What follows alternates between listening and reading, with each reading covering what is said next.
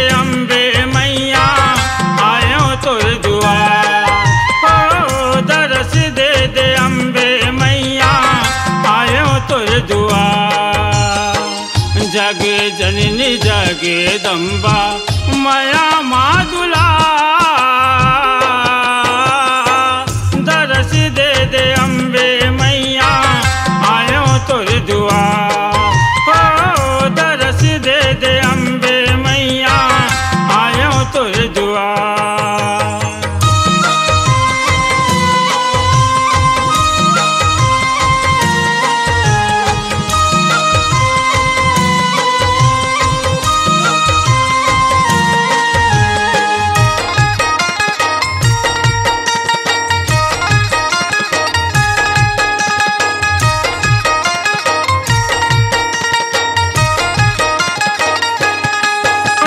सपना माया के माया रुदाई मोला सौहे माँ दरस देखाए। मोरी सपना माया के माया रुदाई मोला सौहे माँ दरस देखाए।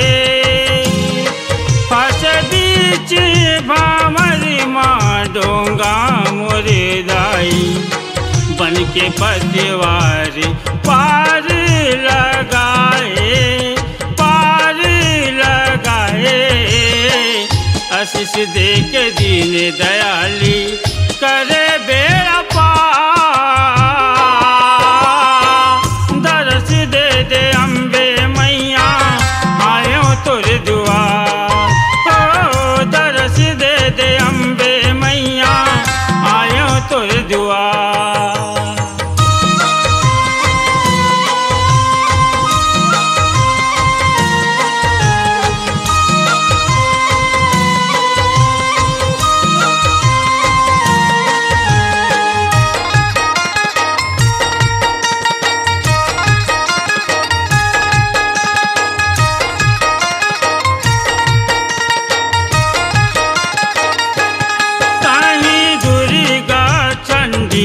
काली शीतला भवानी पैया परे तुर जम्मो परानी।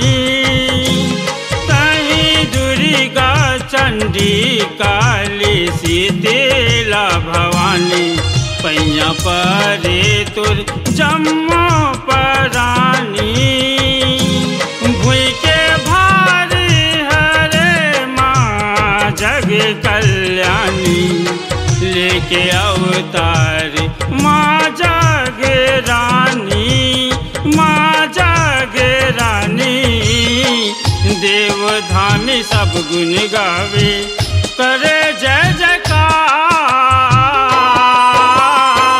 दरस दे अम्बे मैया आयो तुर दुआर।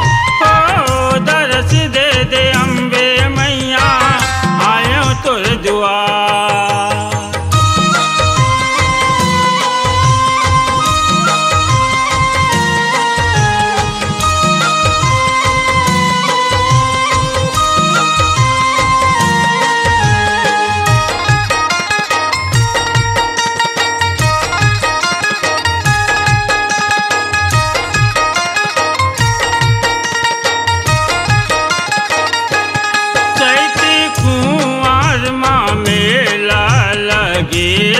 बड़ भारी चारों डहरी मोर महातारी।